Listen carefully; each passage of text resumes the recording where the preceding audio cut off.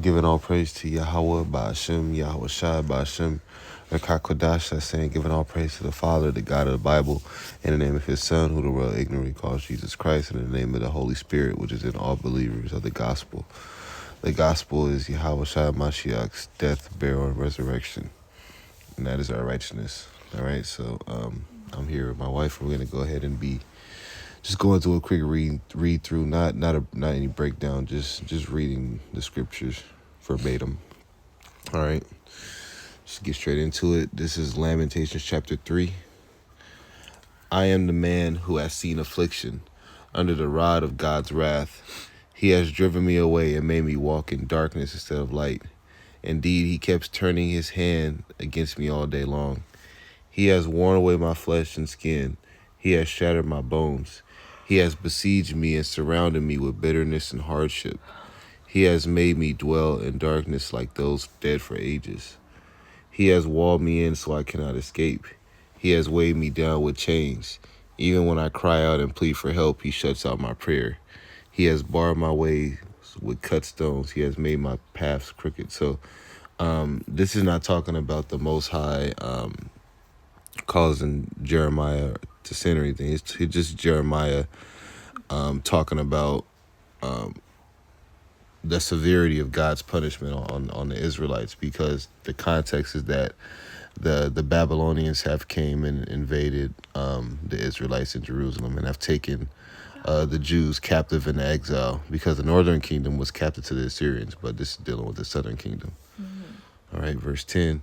He is a bear lying in wait, a lion hiding in ambush. He forced me off my path and tore me to pieces. He left me without help. He bent his bow and set me as a target for his arrow.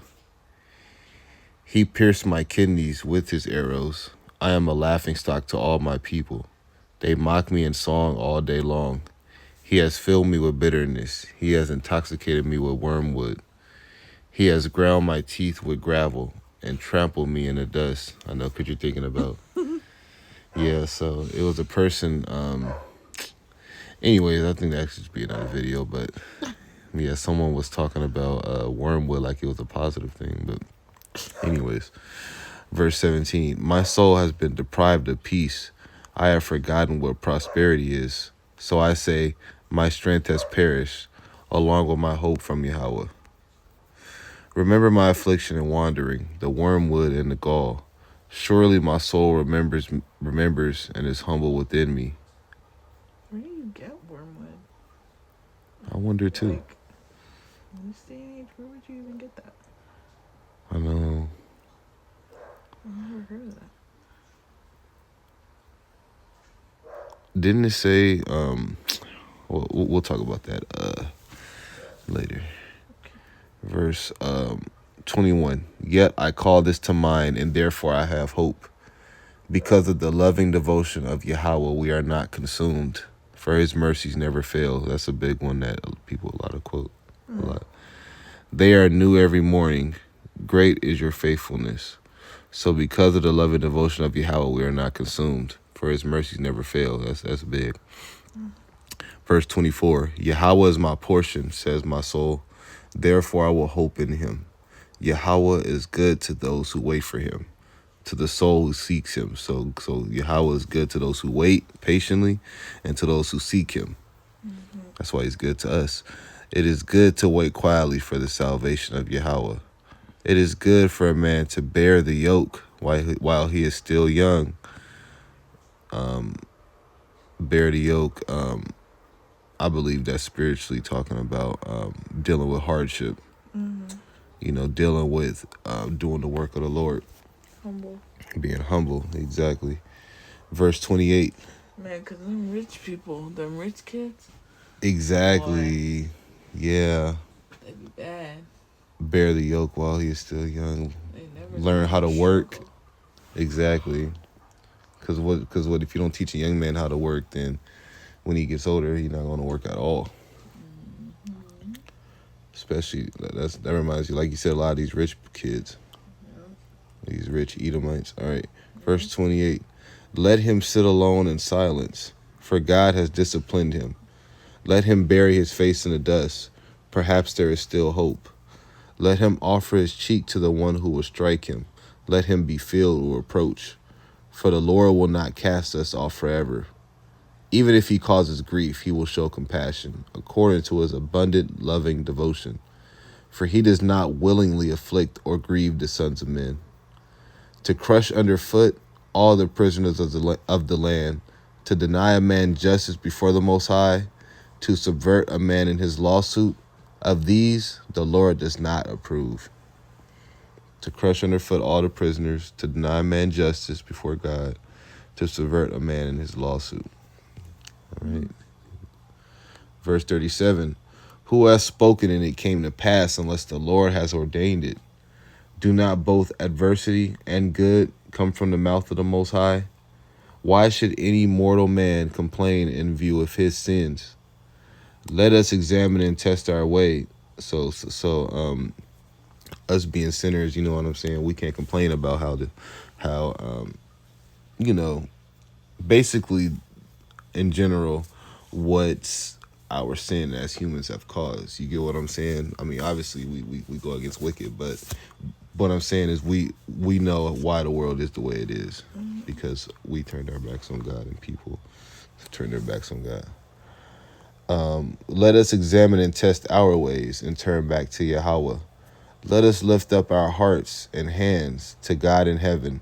We have sinned and rebelled. You have not forgiven. You have covered yourself in anger and pursued us. You have killed without pity. You have covered yourself with a cloud that no prayer can pass through. You have made us scum and refuse among the nations. All our enemies open their mouths against us. So that's how they do. They open their mouths against so-called black people. Every race got something to say about us. You got groups of people who never even seen a black person in their life, and they got negative stuff to say about us, right? Because spiritually they're gone, and spiritually they hate us, Right. spiritually and physically. All right, because we're God's chosen people. Verse 47. Panic and pitfall have come upon us, devastation and destruction. Streams of tears flow from my eyes over the destruction of the daughter of my people. My eyes overflow unceasingly without relief until Yahweh looks down from heaven and sees. My eyes bring grief to my soul because of all the daughters of my city. Without cause, my enemies hunted me like a bird.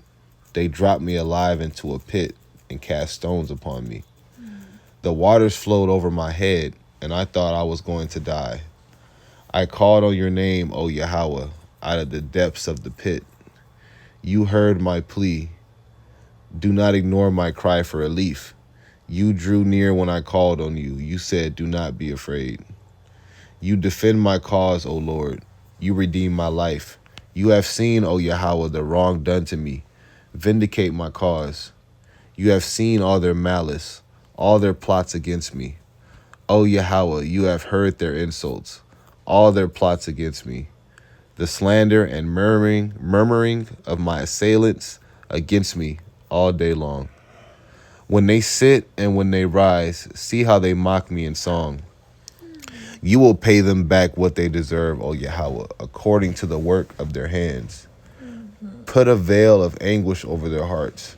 May your curse be upon them. You will pursue them in anger and exterminate them from under your heavens, O Yahweh.